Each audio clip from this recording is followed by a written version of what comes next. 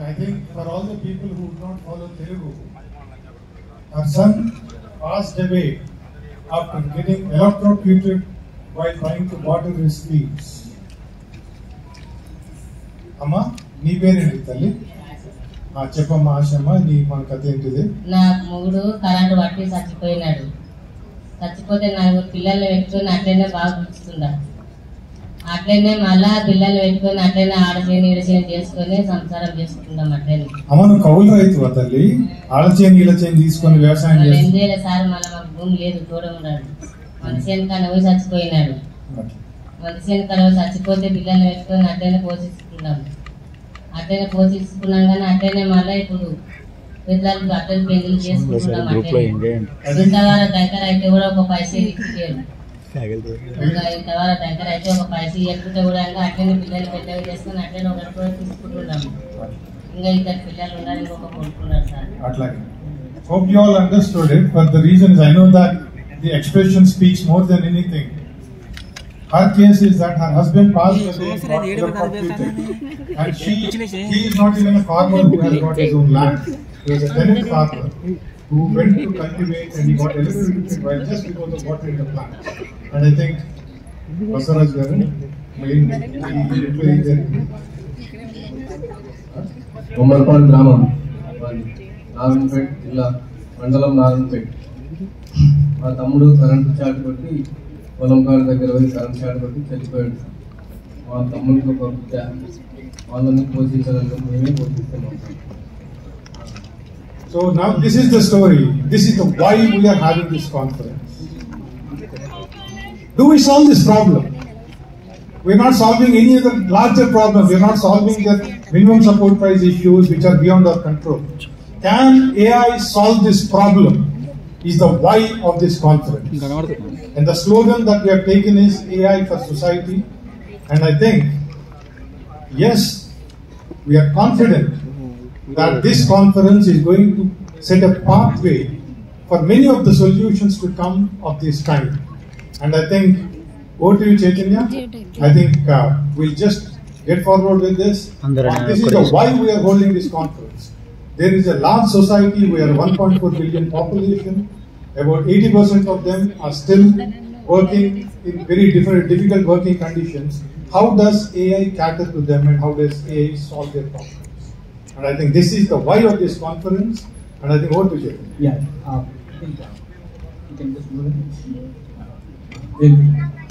Okay. So I think as Kiran mentioned, right? I mean, when we were discussing who to introduce, who which speaker to bring, and all that, we sort of had a discussion and said that, hey, look, what is the problem that we are trying to solve? Let's look at that and let's let the people tell them the problem that they're facing. How can AI solve this problem? We'll discuss all that. But then, right, this is an AI conference. Now that we know that when we say AI for society and the majority of society is being represented by the farmers, we are still an agricultural society. And that's why we say that AI for society will have to solve problems for the majority of the people. Of course, we all know AI solves problems for many other things. But let me point out the actual questions about again the why and the how and the what. The whole concept came up because see, AI from the beginning, what is AI? AI is nothing but data plus training. That's been the case since 1980s. Nothing has changed. It's still data plus training. Now, in the old days, we used to work with less data and we used to work with less compute and less data. But what has changed now? What has changed is that how do you collect the data? Basically, you sort of collect the data. What kind of compute you do for the data? And then, what are the licenses that protect your data? So these are the questions. Now, what is happening is, the way the AI works now is that you should have humongous amounts of data. And you need huge compute, GPUs. Now the problem is, how does anybody else do this? Is this the only way in which AI can be done? The narrative has been set. If I ask you now, you have to do AI. And if I ask you, can you do AI without GPU? Can you do it? AI without GPUs. All of you know about AI, right? Can you do AI without GPUs? Most of you will say no. Can you say, if I ask you, can you do AI without lot of data? Again, you will say no. And if I say, how do I collect the data? And again, can you collect the data like OpenAI has collected? Again, you will say no.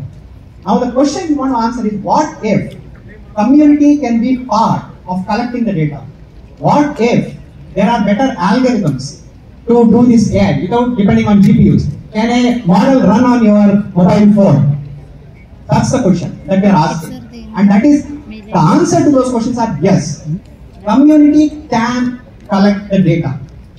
We have better models.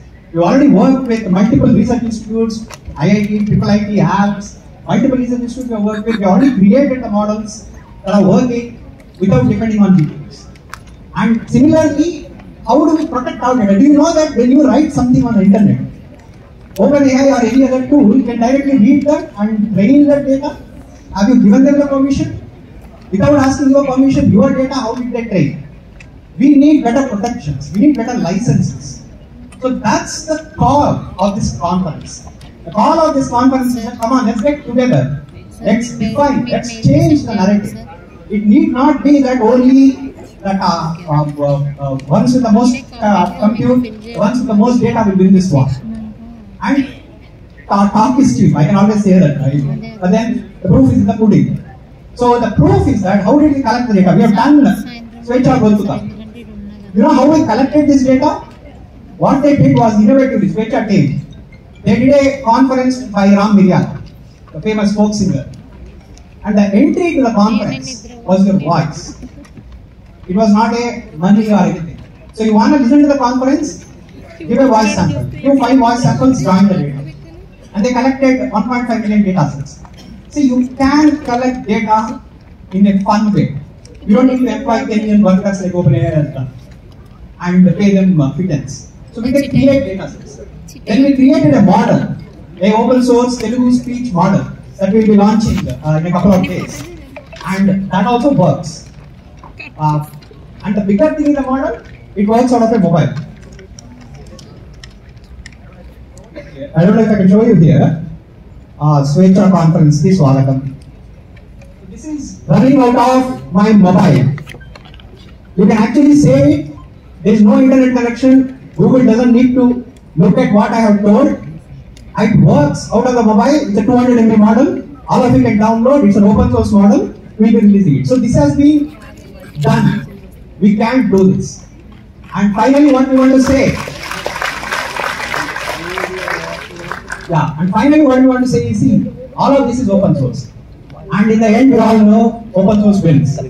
Because if open source loses, the world loses. Thank you. Thank you, Chaitanya. And here we go. I just want to finish this session with one thing that has happened in the recent past. I think there is a gentleman who claimed to have founded a company, something which changes the world and everything for the generative AI. And he was there going around the world, lobbying with all the governments, ensuring that nobody does any of those things of a similar kind. He happened to talk to 200 businessmen in Delhi.